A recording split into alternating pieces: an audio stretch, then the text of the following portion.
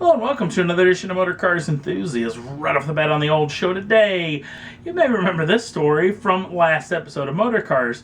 16-time funny car champion John Force was debuting his brand new Chevrolet Camaro bodywork in Topeka, Kansas. Well, the debut didn't exactly go as planned.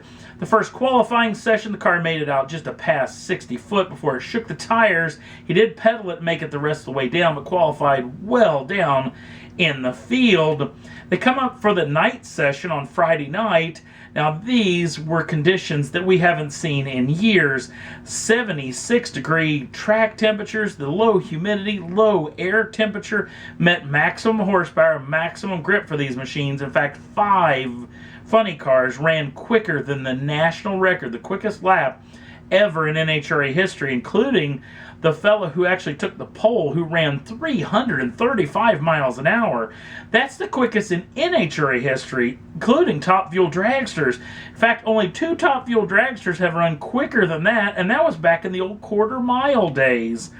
So Mr. Force was really in for it and running in this night session, but the car did exactly the same thing it did in the opening stanza. Shook the tires. Mr. Force pedaled it for a reason I still can't understand, and stuffed the vehicle right into the catch fence. In fact, I got the video up on the Facebook page if you want to check it out, because it's a pretty massive hit.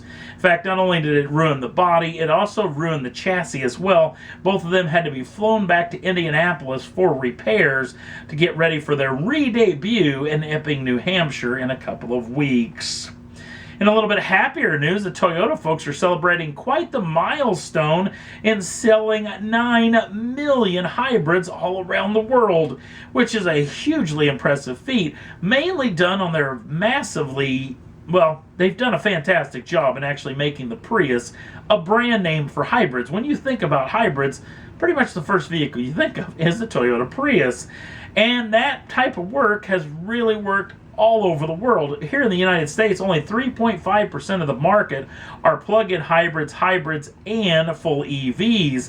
And well over half of those machines sold are Toyota Priuses. So they're doing an amazing work. 9 million units, that is a huge accomplishment. Another manufacturer that has done a very well in name recognition is the folks over at Tesla. In fact, the Tesla Model 3, the pre-orders are now up over 375,000 units, and that is mean Tesla is taking action. They're going to do a big stock drop. They're going to sell off a massive amount of their stock options, trying to drum up over $2 billion in capital, and they're wanting to have this in their work chest so they can make this Model 3 come out on time. Because you can think the Model S didn't come out on time, the Model X didn't come out on time.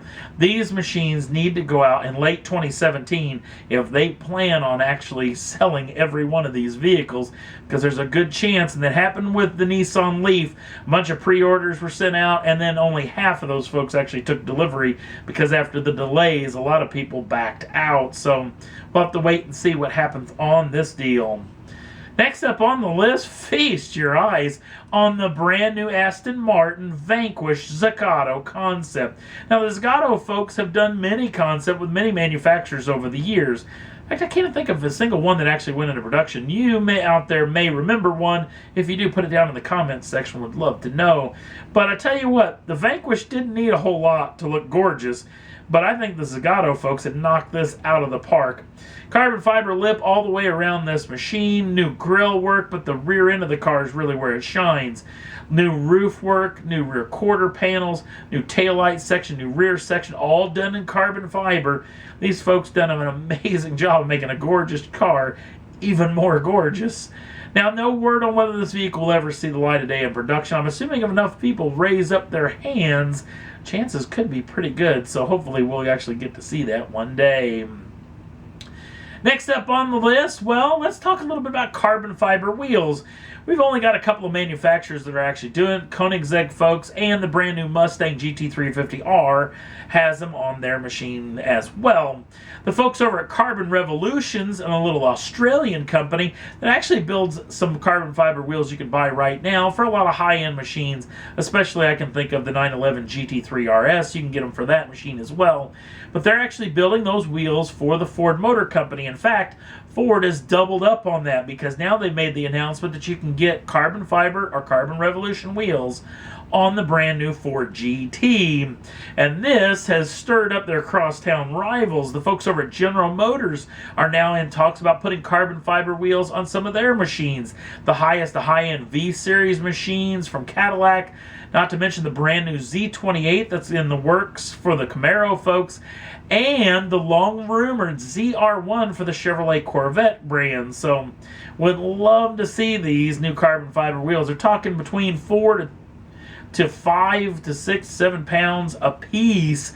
These things could actually save weight per wheel, which is hugely impressive. Around 20 pounds of weight can actually be saved, which is massively impressive, especially because this is rotating mass. This will make everything feel sharper. Handling, braking, acceleration. This is the real deal, and hopefully more and more of these carbon fiber wheels get out there to the national public, especially because hopefully someday they'll be building them inexpensively enough that even you or I could get it for cars that you and I could actually afford. Next up on the list, well, looks like my fall is going to be quite expensive because I'm going to have to upgrade finally from the PlayStation 3 to a PlayStation 4 because there's going to be a brand new Gran Turismo game. In fact, the Gran Turismo Sport actually made its debut this weekend, and it will be going on sale around the world in November of 2016, which is only in a handful of months' time. Now, if you want to, you can hunt around the old interwebs, see some actual in-game footage. Also, you can jump over to the Facebook page. I've got the brand new trailer for it. And right off the bat, let's take a peek at one of the still shots. Can look at this. Yeah, this thing looks amazing. Polyphony Studios does an amazing job just in the looks departments of these games. So it's going to be a hugely impressive game. Going to be going on sale again in November of 2016. So yeah, I'm going to have to save up some pennies to get some monies together.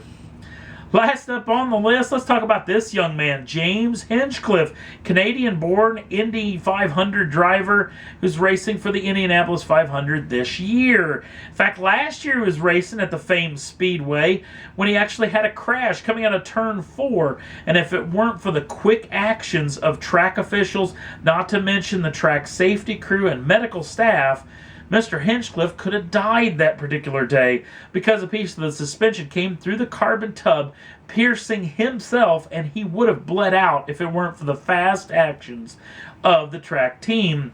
He spent the last year's Indianapolis 500 obviously still in the hospital, taking several weeks for him actually to get out.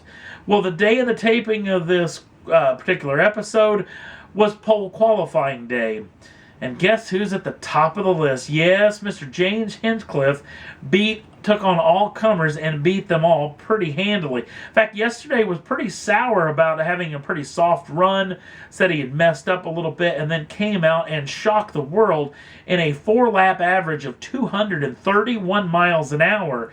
Back that up today with a high 230 mile an hour 4-lap average, beating out some of the biggest teams. He's racing for a very small team, Smam Schmidt Racing, who's got a 3-car effort in the 500. In fact, all 3 of their cars are in the top 10 in the qualifying order, including Mr. Hinchcliffe, who is the pole setter, beating out the likes of Penske Racing, Chip Ganassi Racing, and Andretti Autosports, the big-name teams. So, very, very impressive. Very proud of these guys for this huge accomplishment.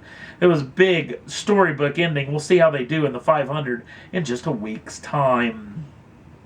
And that's all there was that I thought was worth talking about for this edition of Motor Cars Enthusiasts. Don't forget to like us over on the Facebook page. Links down in the show notes. Also, if you'd like to subscribe to the channel, you can do so at any time and get the first dibs on the brand new shows as soon as they come out. Thanks for watching. We'll see you again real soon.